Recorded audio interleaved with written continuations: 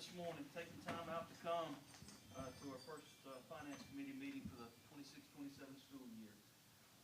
Before we get going, I'm going to ask if Mr. McCormick would mind leading us in a word of prayer this morning, and Mr. Hemphill in an opening pledge, please.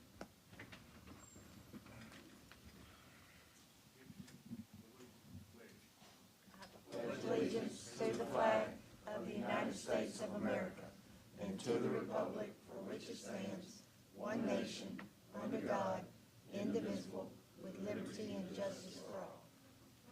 Let's pray. Father, as we bow in your presence, Lord, we recognize that you are the giver of every good and perfect gift. Father, you provide for us in ways that we cannot imagine. Lord, we thank you for every need that you meet.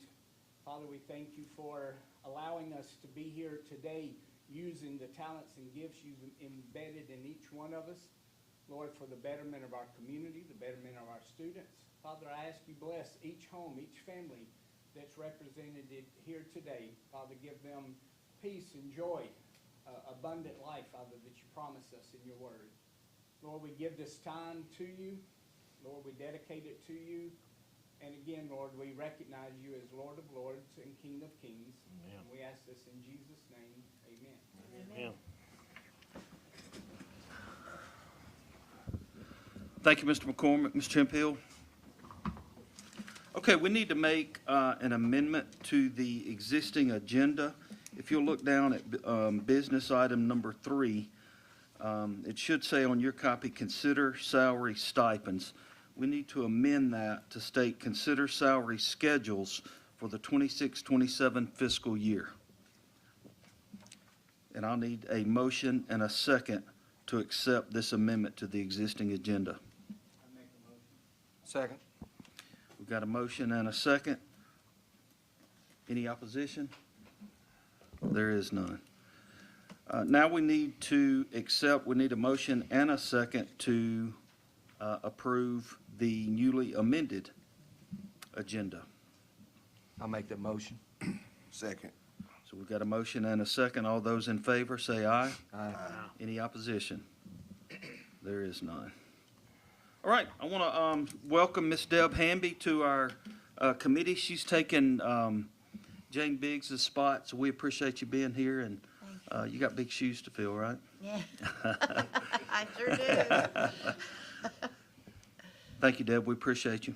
Mr. Geist, do you have any remarks? Yeah, I just want to thank everybody for coming.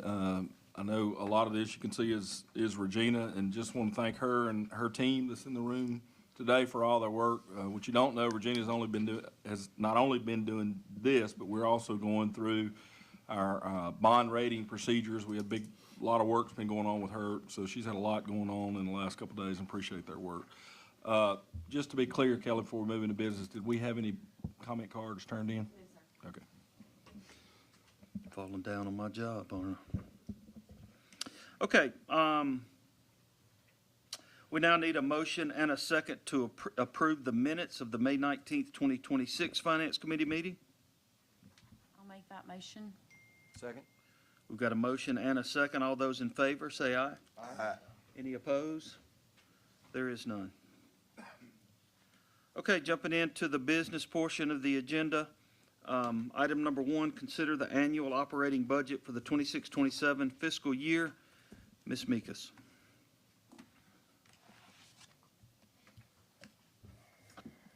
Good morning. Morning. You have in your packet the annual operating budget for the fiscal year 26-27. I'm not going to go page by page. I know you're all sad. I will jump around a little bit, trying to hit all the high points. I know we've had a lot of discussions lately in principals meetings and directors meetings, in leadership meetings about budget issues that we're addressing and that we have been working to address this summer. First, before I get started, I do want to second what Mr. Geis said and recognize my team, Georgie Brown, Delane Geis, and Angie Wink. William Long is not here with us today, but they all play a huge part in compiling this document. It's a little bit for me to get used to from the years of me doing it all myself all the time. So this is wonderful that they're able to take their funds and to compile into this document. And I say that before I came here. So a little bit different in a small district. So there are some assumptions that I make before we start the budget. One, we look at a lot of our fixed costs. So we look at teachers' retirement, Louisiana school employees, OGB, our student count, our utility cost, and we see where we fall with all of those things prior to allocating soft cost. So TRSL, we had a little bit of a decrease this year. The contribution for the school board was 20.95% in the 2026 year. It's 19.11% in the 2027 year. The same with lasers. It went from 22% to 19.5%. OGB, we are expecting a 5% increase. Because that increase hits us in January, that has an effect on our budget of about 3% over the prior year. We are projecting to be down 200 students. Before this budget goes to the board, we should have a lot firmer student counts. I'm hoping that those are a little bit higher, but just being conservative, over the last 2 years, we've lost 445 students.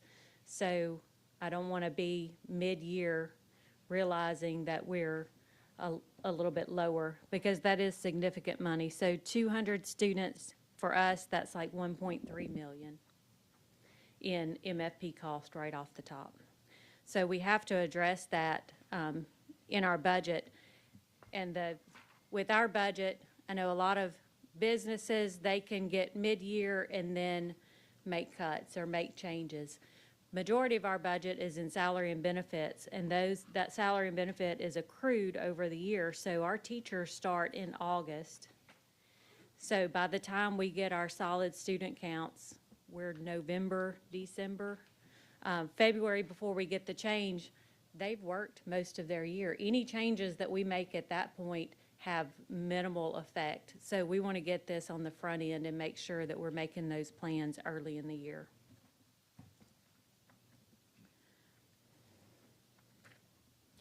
If you look on page 26 and 27, this is the combined operating budget. We present the general fund, the district number 1 M&O sales tax, special revenue funds, and debt service funds. So the general fund and district number 1 M&O sales tax are two completely separate funds, but they work in support of each other. So you can't really look at one without considering what the other one is doing. And special revenue funds, that's a combination of our 1968 sales tax that goes to salaries, our 1995 sales tax that goes to salaries, our West Side sales tax that goes to construction, our child nutrition fund, and all of our cost reimbursement grants such as Title I, special education, and those types of funds go into special revenue funds. As you go back through the report, it's all combined in the front, and as you go back through, you get a lot more detail, so it goes into the individual funds towards the back. So if you're looking at this and you want to see more, just keep going towards the back. So we'll look at page 30 and 31. It's our general fund. You'll see that we're planning to end the year. We budgeted to end the year in 25-26 with a deficit of $511,000. We're actually planning, right now it looks like we're going to end the year with $861,000. Even though we are in August, we're still working to wrap up the prior year. We still have some receivables outstanding. We tried to account for those. Of course, those numbers aren't exact. Prior to this document being final, those numbers will be exact. So, and we're projecting to end the 26-27 year with $118,000 surplus. All those numbers, to me, when you're looking at our budget of $152 million, those numbers are minimal, but they are significant in that, whether we're ending with the deficit or ending with the surplus, I would always choose to end with a little bit of a surplus when we can. So we're looking to end that period, or the projected ending budget fund balance for 26-27 is $21.9 million. District 1 M&O, if you'll go to page 34-35. These numbers are quite a bit more significant. Our final budget for 25-26 was a deficit of $5.8 million. We're looking to actually end the year with a deficit of $6.7 million. Again, we have some accruals out there that are not finalized yet, so I'm being very conservative with these numbers. I don't want to come in later and say, oh, that was a little bit more. So I'm being very conservative with these numbers. And then we're looking to end the 26-27 year with a $4.6 million deficit. There are a lot of changes that we made in the current year in M&O and general fund. And like I said, these two funds really work together, so we can't talk about one without talking about the other. Just to give you an idea of some of the savings that we had identified, and I'll back up a little bit. I know all of you are aware of the governor's executive order where they took $4.1 million from our MFP. The plan is that we get that money back, but it would be designated for employee stipends. So what we have done is tried to identify that money rather than taking it out of our fund balance. I don't think that would be a good practice. Our fund balance is right where it needs to be right now. We definitely don't need it to go any lower, as we saw when we went through our bond rating call yesterday. They're not concerned about our fund balance, but they're very interested in our fund balance. So right now, with our M&O and our general fund together, we're sitting right at 25%, and that's right where they want us to be for our bond rating. I think if we went any lower than that, we would be looking at a change in bond rating, which we definitely do not want to do. That higher bond rating gets us better interest rates, which passes along the savings to taxpayers. We can do more with the money that we bring in rather than pay interest on it.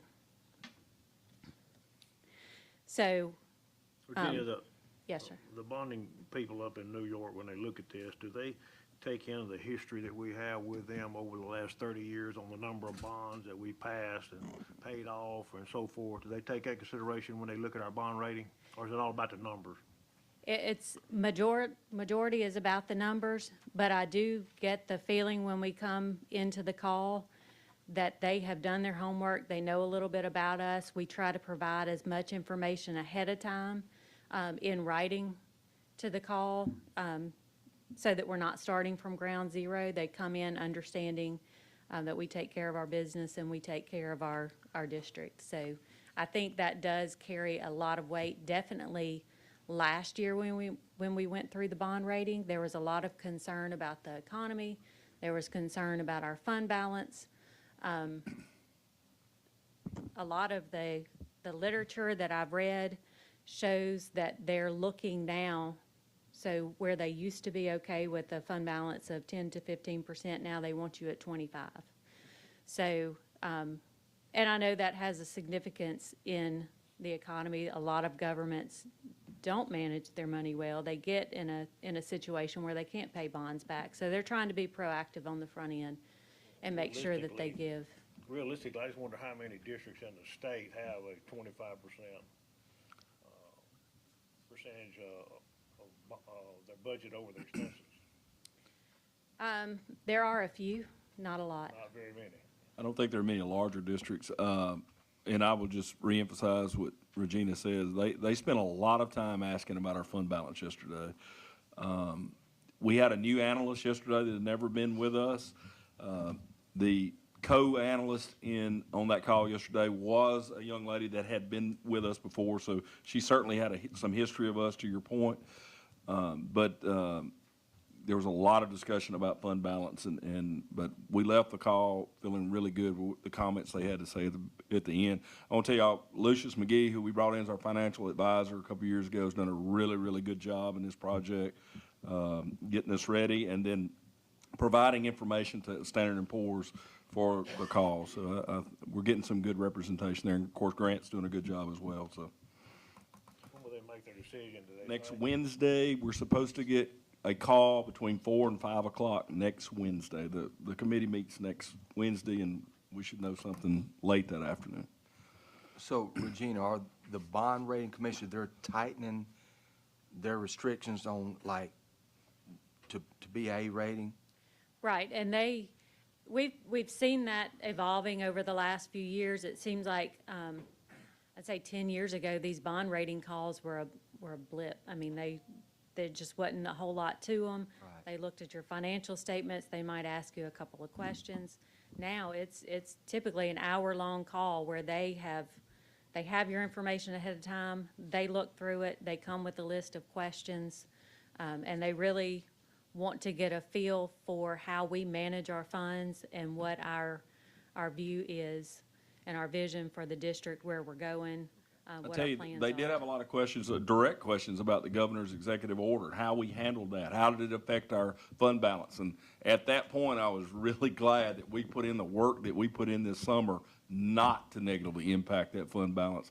Because if we would have had to tell them we took the $4 million out of our fund balance, I'm not sure we'd have had a good feeling when we got off the call like we did yesterday. So that was work well spent to do that. Right. And as I mentioned earlier, we still have a negative 4.6 million budgeted in sales tax, so our work isn't done. We still have areas that we're looking at, but as I explained to them yesterday on the call, I'm not going to put those in the budget until we know that's a decision that's going to be made. I'm not just going to say, okay, we're going to go out here and save $1 million when I don't have the backing of the superintendent or the board. We're just scratching the surface of what we need to look at. So they understand that as we go through the year, we'll be identifying additional savings. And I think the big thing for us to understand as a district is when we went through all of this past summer and we identified the savings, that wasn't just a conversation. Those things actually have to happen. So we've got to stick with this list. I keep it close. We talk about it a lot through the budget process, going through and identifying cost, making sure that as decisions are made daily that we're sticking with this list, that we actually realize the savings that we identified.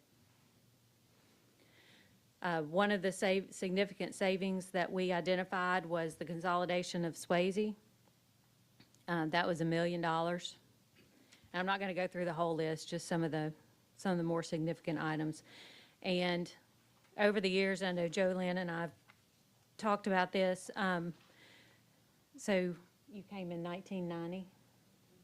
So since about that time, general fund began transferring a little over $1 million to child nutrition. And then somewhere along the way, they started picking up benefits for the child nutrition program. And I know when Jolynn took over, the program was probably at a point where they couldn't pay their own bills, but definitely a testament to her. That is not where they're at now. So it was time to make that shift. So that's $1.9 million in child nutrition that she will be picking up those costs this year, as opposed to the general fund and M&O picking up those costs in the past years. Some other significant savings, and those are permanent savings. Some one-time savings that we have, Mr. Pate has identified $686,000 in curriculum materials and savings. 300 of that is a program that was supplemental to our instruction, and that is going to move to Title I. Is it Title I or Title IV? Title I.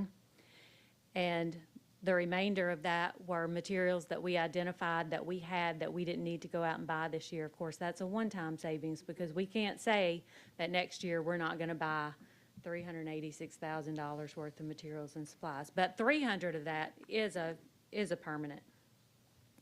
So, we had talked about a lot of things like freezing the teacher allotment. We didn't have to do that. I feel confident in the decisions we made did not directly affect classrooms.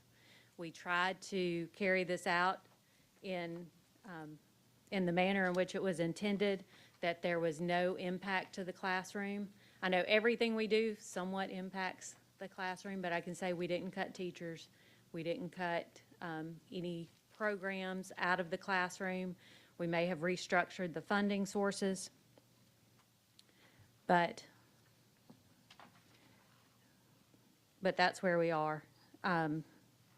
Another discussion was that we take the January check and absorb that and then use that. And under the guise of the executive order, we could have done that. But we didn't think that was fair to our employees because they're already entitled to that money. How do we take it back and then give it back to them and call it a stipend? I feel like that's kind of what's being done to us, so we don't want to pass that along.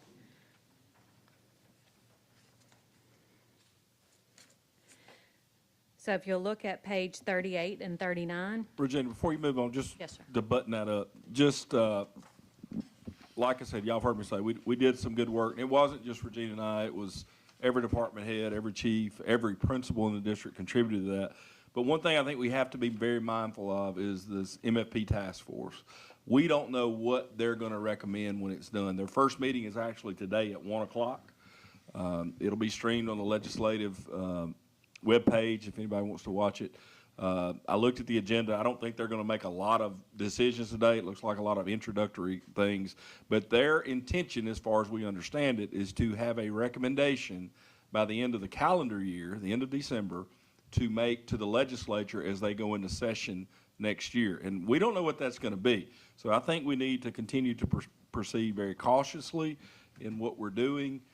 And hope and pray that they don't decide to rework it and cut us any additional funds. So we'll see how that goes, but that starts today. Tina, do we have a total amount of what we've identified as far as savings that we went through and reevaluated our expenses with all the departments? $6 million. 6 million? Yes, sir. So the executive order covered 4.1 million, and that was just to the identified employees. We have gone out and identified funds to make sure all of our employees receive this stipend and not just one group over another.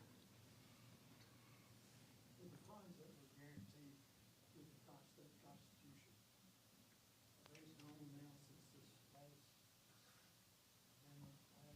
Are you talking about EEF and all that failed? So that's still in place. Still in EEF, place? 8G, Okay. those are the two big funding sources that would have been impacted if the amendment would have passed the last 2 years. Neither one Had of it them. passed, it would have been gone. They would have been reappropriated, yes. Todd, on this MFP task force at the state that they're starting to work on, do we have some people that are fully involved and engaged in the educational process to make good input for them to make decisions on? That's a good question, Mr. Manley. There are 15 members on the task force. There are 12 legislators and 3 educators. You know they got us involved. Janet Pope, the executive director of LSBA, David Claxton, the executive director of Louisiana Superintendents Association, and Mr. Carter, I can't remember his first name, who is the president of LFT. Those are the only 3 educators on the committee of 15. 15 members? Correct. Sound like we got some pretty good people on there, though. based on- They are. LDOE doesn't even have a chair on the task force.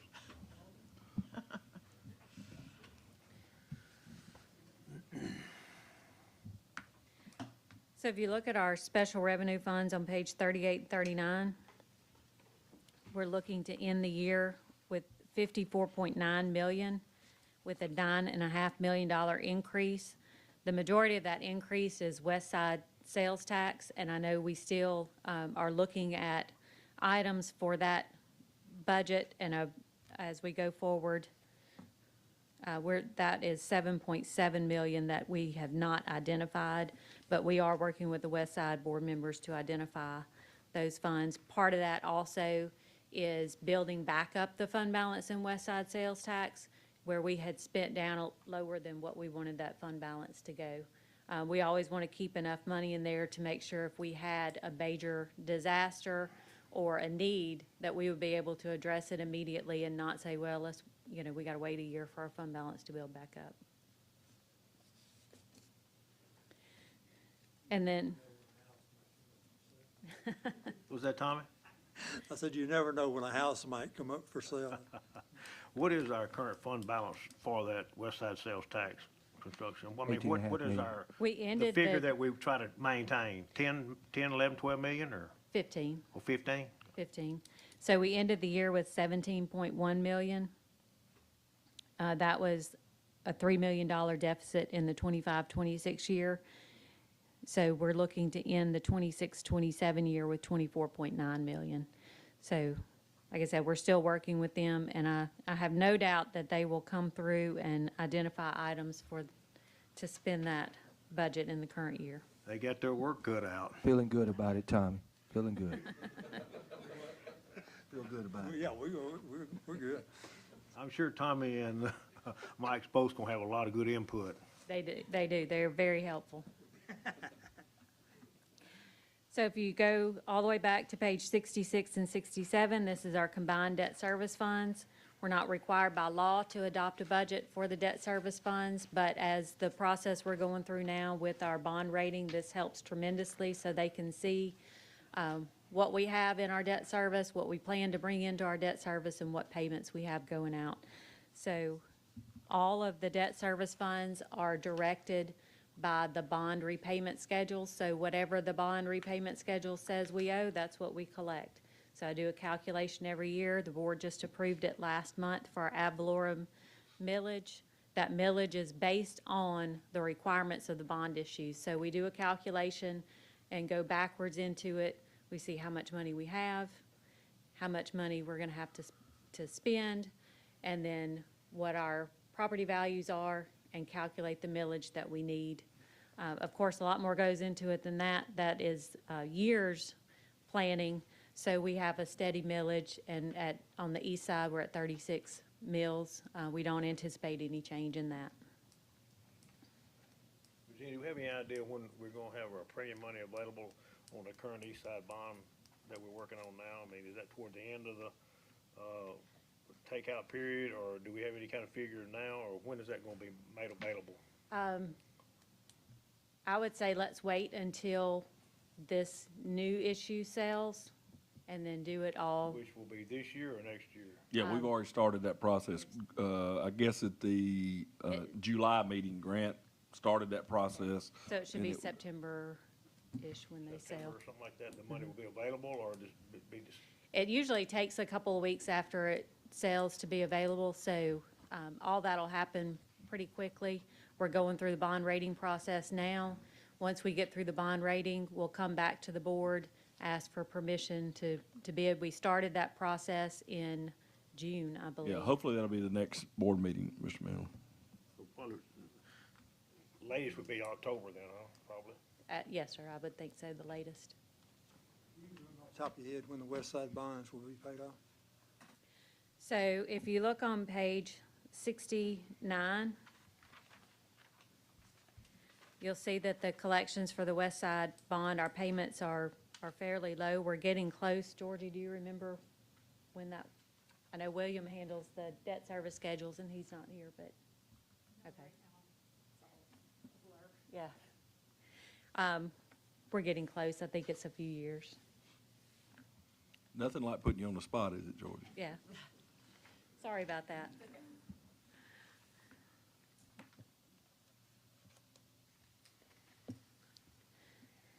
So I know that's a whole lot of information, but if anybody has any questions.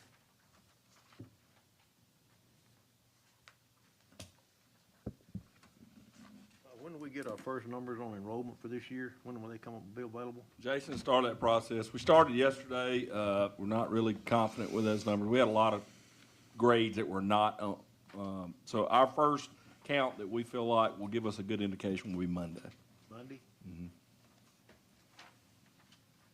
He and Kelly, I should say Jason does it. Kelly does the work and the legs on that. You knew that already, though, didn't you, Mr. Mayor? I wasn't gonna say anything, Nathan. Any further questions or discussion for Ms. Meekus?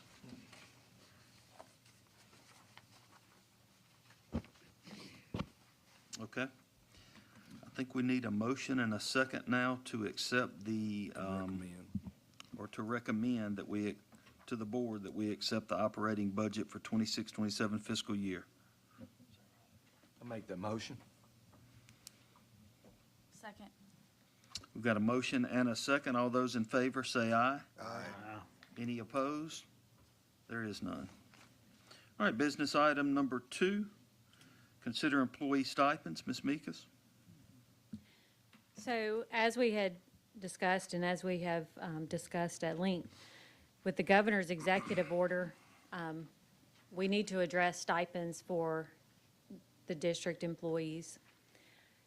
We received some guidance from LDOE that has given us 3 options. One, we can do a stipend or a distribution on our own, and then that 4.1 million that was withheld from our MFP will go back into our general fund the same as it normally does. 2, we can do a partial distribution, and then you basically just split that 4.1. Or we can do nothing, wait till the 4.1 comes in and distribute it out. So I would like to, and my recommendation is to be in the first option, that we do this on the local level. Gives us a little more flexibility. Until 3 years ago, when we gave raises, when we gave stipends, when there was any kind of supplement to a salary outside of the sales tax, it followed the funding source of the individual. So if someone is a Title I employee or a child nutrition employee or special ed employee, that has always been paid out of those funds. So when the fund hires someone, they take full responsibility for all the payments that go to that employee. Well, with the order that we've been under for the last few years with the stipends, all of that changed. We had to go in and change a lot of things in our program because our program didn't even work that way, to where all employees were paid out of that distribution. So my request is that we do a local raise. We go back to the original funding source of the employee. That's what this supplement implementation outlines. So certificated staff is 2,000, support staff is 1,000. We're asking that we distribute that in 2 supplements, 1 the week before fall break, 1 the week before spring break, so it'd be 1,500 in October and 1,500, 1,000 for certified and 500 for support in March. I think the feedback that I get, a lot of our employees like that. It gives them a little boost right before they go on a break. A lot of them take vacations. It also spreads out our payments because we have 13th check in June. Then if we do a supplement in between in October, then we have 14th check in November. We have the 15th check in January, then we come back in March, and then we're back to June. So it spreads out the supplements all year long, as opposed to just that one-time drop in October that we were made to do last year. This would also be done in the same manner that we implement the 15th check. It would be prorated out to employees. So if you have 240-day employees or 4-hour employees, it's prorated based on the hours that they work their contract. These would also be dates of record, so we would pull the list of active employees on October 1 and March 1, and that's what it would be based on. And we've been doing that. We do that with the January check. We've done that with the COVID stipends and with the state stipends over the last few years. It seems to work well. So just to be clear, this would become a raise. It would be a permanent part of our salary schedule. It would not just be a stipend. And then we hope beyond that, the MFP task force comes up with an even greater increase to our employees, and we'll see how that goes. Just a quick question, I guess, to Deb, DJ, and Diane. Y'all feel good about dividing it up into 2 checks instead of putting it into monthly, which they're not gonna really see it if we, and then our thinking and what we've seen in the past, like Regina explained, was before fall break, they get a little spending money for fall break, a little spending money for, spring break. so that was kind of our thinking. And I guess that would be another topic of discussion, whether it's permanent or whether it's a stipend. So definitely there's some unknown with what's going to happen with the MFP going forward, Did I jump the gun? a little bit. Okay, I'm sorry. But we've also identified permanent savings, so we're in that gray area. We've identified the permanent savings going forward. We don't know what's going to happen with our MFP funding. So it's finding our comfort level. What are we okay with committing to? So we can do this as a one-time stipend and see what happens this year with the MFP task force, or we can go ahead and commit and say we've identified the savings, which we have, and go forward with it as a permanent stipend for our employees. Y'all feel comfortable that we're gonna be able to meet that every year, obligation? The only thing that gives me pause, and I did jump the gun a little bit, the only thing that gives me pause is the unknown with the MFP task force and what they do. So and Regina and I did talk about that, and I do think it might be wise to go ahead with the stipend and then keep it in our back pocket and see what the MFP task force does. If there's no significant change in the formula, then I think we feel pretty good about being able to make it permanent. But moving forward, it would probably be wise until we have some clarification on what the state's going to do with the MFP to make it a stipend or keep it that way. And the wording is similar to the 15th check that we receive in January. That's not a permanent stipend either. That's allocated by the board every year in the budget. So if times were to get real tough, we have that. Remember, that was just like we've been experiencing, that was a stipend at one time the state was funding, and then they stopped. And then the board at that time elected to continue to pay that in the January check, most commonly referred to as the 15th check.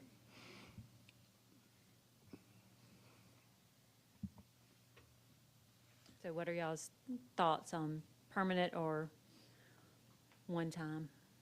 I kind of, along with what Todd was saying, from an unknown perspective with the MFP going forward, I think it'd be wise for us to just go ahead and continue with a stipend from a board standpoint, and then we can make decisions once the MFP is finalized, and we know exactly where we're at, would be my thoughts. And hopefully, I mean, by the end of the calendar year, we'll have an idea of what the state's gonna do. Texas recently went through this. They studied this for 18 months. Louisiana's taking a more aggressive approach, and they're gonna do it in about 4 or 5. So we'll see how it goes. Can you phrase it like we do the 15th check? Like to say that this is a stipend, but that the plan is to renew it every year? Well, Or do we just I call don't it a think we stipend go as out one and time? say that the plan is to renew it every year. I think that would lean towards a more permanent. I think we just say it's a one-time stipend. And then next year, at this time, when we come into this room, we'll be deciding. And that's okay with like the verbiage that the state put out regarding like what we were required to do? I have read Yes, that's our everything, understanding. and that's what I. Basically, the guidelines is we have to give 2,000 and 1,000 between July 2026 and May 2027. So that's almost the first line of the guidance we were given. It can be a raise, a stipend, or a sales tax payment. You know, I had a couple legislators say, well, why don't you you're already giving them the sales tax, just call that. And I said, well, I guess we could do that, but you gotta understand, our people have been getting this money. And if we just say, okay, you got your 13th check, we're good, we covered our obligation, they're gonna lose money, you know, so that really wasn't an option for us at all, so. And then the third piece, the board, we actually have to have an agenda item where the board votes on how they're gonna distribute that, when they're gonna distribute that, and provide that to LDOE. That's pretty much all we got on guidance, so. To answer your question, Darlene, yeah, I think it does. Hey, guys, out on the committee, remember. Who's that? I said the one you mentioned about, No, he's not. good. But yeah, there was a lot of, just like I mentioned, we could have, under the guidelines, we could have taken the 15th check. We could also said whatever increase we have in sales tax in the 14th check and the 13th check, that could go towards the 2,000. We felt like our employees are already entitled to that. That was, No, I think y'all did an excellent job. Like, I would just like to say publicly, like, thank you to Mr. Geisen and to you for your team, for like everything that y'all did. I know that was a lot of hard work y'all put into it over the summer, and we at the school level are very appreciative of that. thank you. And like he mentioned, this was not just he and I sitting in a Yeah, room. This everybody- was everybody that every was involved. director, Yes, every yes. supervisor. was a lot of Everyone work. was asked for input, principals were asked for input, and we just took and kind of compiled all that information and met with each individual. Great, y'all did a great job. Look, I was critical, and I still would not, I would prefer them not to have taken 4.1 million from us in this manner. And I know the governor's people will say they didn't take it, and I understand that argument. But at the end of the day, this was not a bad process for us. It forced us to do some things that I think we will continue from moving forward on how we'll sit down every year and take deep dives into the money we're spending and really look at our return on investment for the money that's entrusted to us and that we spend. So I can't say it's been a horrible process, but it was a lot of work and a lot of people involved, and I appreciate that. Thanks for those comments, Dolly. A little stressful maybe, but not horrible. So Regina, if we do this and we make it salaries and we give them to them, you know, like bonus checks, how many bonuses do they get through the year? Is it, if counting those two, would it be 5 at 5 different times? So 13th, 14th, 15th, yes, 5. 5, okay. It's pretty good. Yeah. It comes at good times. And then some of our teachers get, you know, the $100 supplement. Of course, by the time you take taxes out, that's like $80. But they still look forward to it. We definitely hear from them if they haven't gotten it. But if we do this, which I hope with the task force works this out and right, and we can do this, and I like the pause, that's gonna be nice having 5 times for our teachers to get Yes. those things. Yes, we kind of got used to that for a couple of years during the pandemic. And when that went away, that was tough for, I think. They some like, of- you're right, they like getting those Oh, checks yeah. instead of Yeah. it built in, kind of, so. Yeah. But anyway, Some people still call and want to know where that supplement is. Or the direct deposit. Yeah. yeah, that slip. Any further discussion or questions? All right, make sure I say this right. We'll need a motion and a second now that we recommend the employee stipends as a one-time stipend to be distributed in the fall and the spring. All right? Yes. I so move. Second. So we've got a motion and a second. All those in favor, say aye. Aye. Any opposed? There is none. Okay, business item number 3, consider salary schedules for the 26-27 fiscal year. Ms. Meekus. So following up behind that, I will say, since I have been involved with school boards and even as an auditor, I've never done this, I've never checked this, but we were called on it this year and I had to go review the law and we need to change the way we do things a little bit. So typically, we only address salary schedules when there's a change, but we should be doing it every year. So I'm just coming to you and asking that you approve our salary schedule. The only change in this schedule is I added the $2,000 certified teacher stipend in 2 increments, and I see that I messed up my numbers. It should be 5, 6, 7.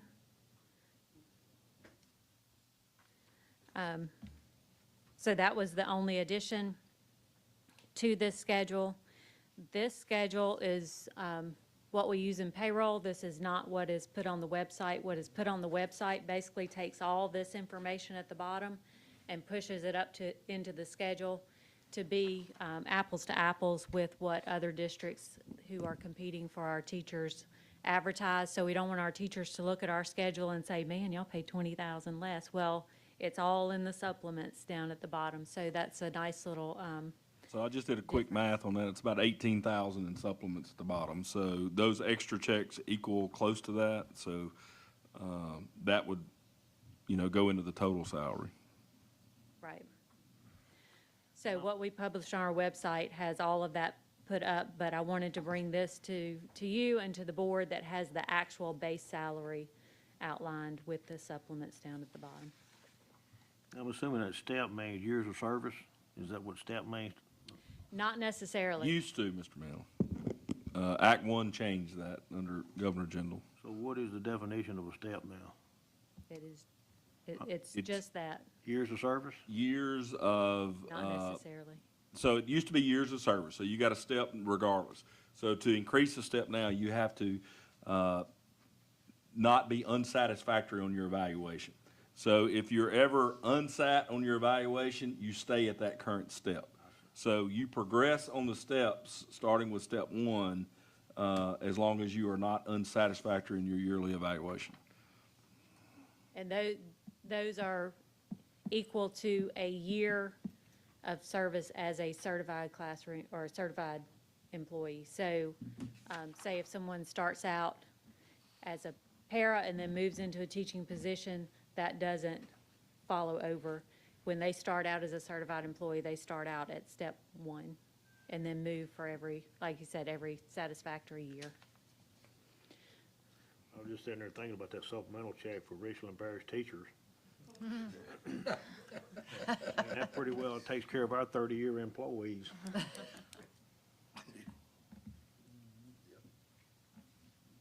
Maybe we can work on getting some of that over here. I think a lot of people in Richland are still trying to figure out where those smooth roads are. They've been advertising a lot on TV. Any further discussion from the committee? Okay. We'll now need a motion and a second to recommend the salary schedules for the 26-27 fiscal year as presented by Ms. Meekus. I'll make that motion. I second it. We've got a motion and a second. All those in favor, say aye. Aye. Any opposed? There is none. Okay, business item number 4, consider financial report for the period ending June 30th, 2026. Ms. Meekus? This is a little backwards since this report went to the board earlier this week, but being the Finance Committee, I did want to put a copy in your hand. As I mentioned earlier, we're still in the process of closing out the 25-26 year, so there are still some accruals that are not counted in here. But these are the financial statements for June 30th, 2026. You will notice that some of it differs from the actual in the budget, as in the budget, we tried to get all of the accruals put in there and everything in place as it will be when we do finalize the year. But this is a snapshot financial statement as of where we are right now with our 25-26 school year. So we're looking at ending the year with fund balance in the general fund of $19.9 million, 21.8 in District 1 M&O. And then it has the other sales tax funds. One thing to mention is the 1968 sales tax fund, which we just paid out in June, but it has a month of collections is 1.3 million. In the 1995 sales tax, we're looking at 12.2 million. That is roughly 8 months of collection. And that goes into the 14th check. So I did not put this in your packet, but just for informational purposes on the sales taxes. So the 1995 sales tax for the fiscal year, we were looking at a 12.8% increase. West Ouachita, 11% increase. And 13th check, a 11.8% increase. And M&O, we had 12.9% increase, because all of those are, the districts are a little bit different for all of those taxes, so you get a little bit difference in collections. But as you can see, we have a very healthy increase in sales tax right now. As you know, we are extremely conservative with that. We don't want to go spend money that we don't know we have in our pocket just yet, so we'll continue to budget those conservatively and just be real happy when they come in over what they're supposed to be. But all of that with the, of course, the 13th and 14th check, what comes in goes out. Whatever we collect goes out to our employees directly, and those, they get a little bit in their monthly check, and then we do the clean out in the 13th and 14th checks for those. Not to get too deep, but I just wanted to mention, as we were talking earlier with the supplements, we are seeing those increase now per employee. That's good and bad, because a lot of that is because we're losing the student count, which means our employee counts are shrinking, but it does push those shares up whenever we do the distribution. So silver lining. Any questions for Ms. Meekus or discussion? Okay. Finally, business item number 5, consider cash and investment report for the period ending June 30th, 2026. Ms. Meekus. So you have in your packet on the last page, cash equivalents and investment schedule. I think this just gives you a good snapshot of where we were June 30th. I feel like with some other activities that and circumstances that happened around the state, it's good to have this in a report in your hands so that everybody's on the same page, everybody understands where we're at and where we're going. If you'll look at the last 2 columns, it has the totals for 2026, and for references, the totals for June 30th, 2025. You'll notice overall our cash equivalents, and investments increased by about $13 million. That's largely in part due to West Side sales tax and East Ouachita bonds. We sold bonds right after the end of the year last year, so we have that money set aside in a bond fund. You'll notice in the general fund, we're about $10 million less than what we were this time last year in cash and cash equivalents. Special revenue funds were a little bit above where we were. Of course, that includes the sales taxes and the West Ouachita sales tax. Debt service funds were a little bit up. As I mentioned, those collections follow the schedule of bond repayment. So when our payments go up, our collections go up, and we follow that exactly. And then you'll see our internal service funds, our self-insurance, work comp, and graphic arts. We are down quite a bit, relatively percentage-wise. We've been hit hard with work comp this past year. It's work comp over the years. I see it's up and down. You have good years and bad years, and we were hit with a bad year this year. So we're going to work on getting that balance back up. Self-insurance, as you all know, this is what we talk about. One of the purposes for having a fund balance is to be able to address these issues. Right now, we have a lot of payouts for Fern. We have not started bringing money in yet. I believe in July, we did receive our first deposit from our insurance company for some of those repayments. But as of this snapshot, it was all payouts. So that is going to be about $5 million claim. Hopefully, we'll be whole. We're working with FEMA and insurance. Mr. Peters, I see he slipped out. But Mr. Peters is spending a lot of time with FEMA and insurance to make sure that we get all of our property repaired and that we get reimbursement for all of those repairs. Gene, on that workers' comp and the losses we've had there, you indicated they were kind of increased this year, significant. My question is, do we self-insure on the workers' comp to a certain point, and then the carrier jumps in over a certain amount of money, like 500,000, et cetera? Is that kind of what it is? Yes, sir. Is Cabot and them provide the excess coverage on that work comp? Yes, sir. Through their carrier?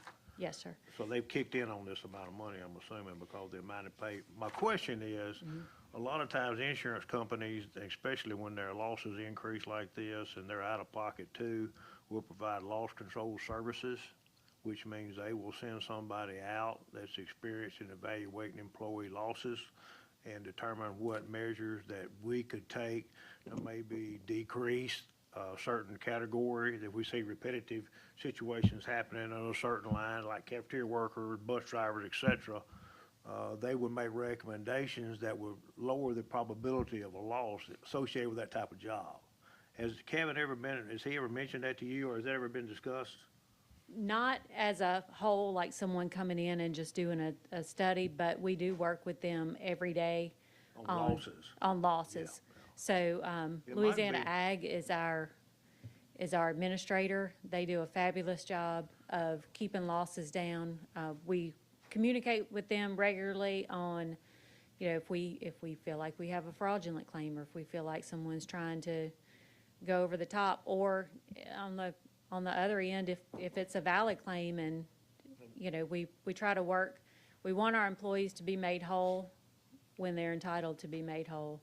We want to make sure that the system is not taken advantage of, and I think they do a great job of working with us. The reason I even mention that is, based on my experience with State Farm, when we insured a particular business and their loss history increased, or there was an increase or uptick in work comp claims, we had a loss control specialist that we would send out to that customer and say, hey, look, your losses is to a point that we might have to make a decision on canceling you down the line unless we see some significant improvement.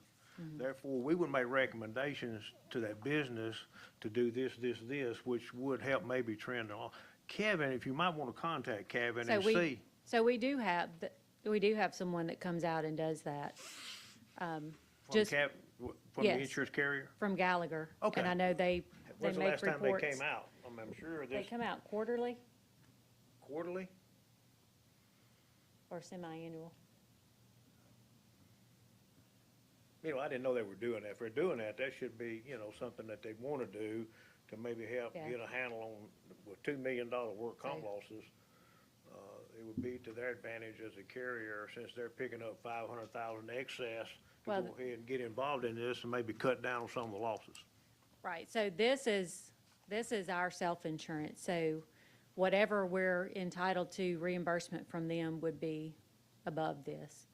So, and I know sometimes we have, all of our employees are required to complete second injury forms, and we haven't had to do that for an extremely long time, and I know those forms seem somewhat invasive, but I look at it on the other end, it helps the employee, it helps us, it helps the employee, because if they have a pre-existing condition and they identify that, their claim goes to second injury fund.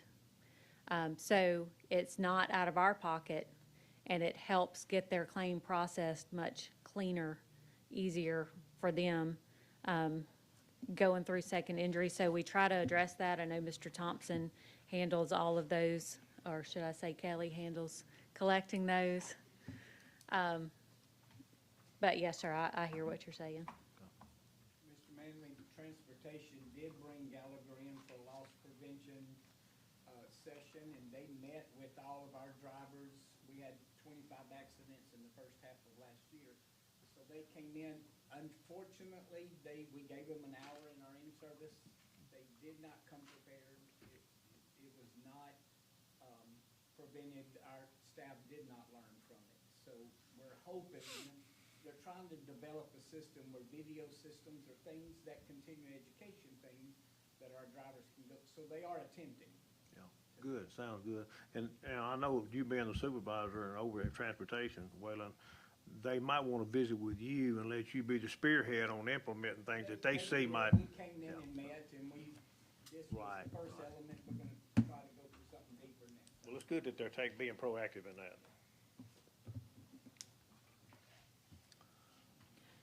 Any other questions or comments?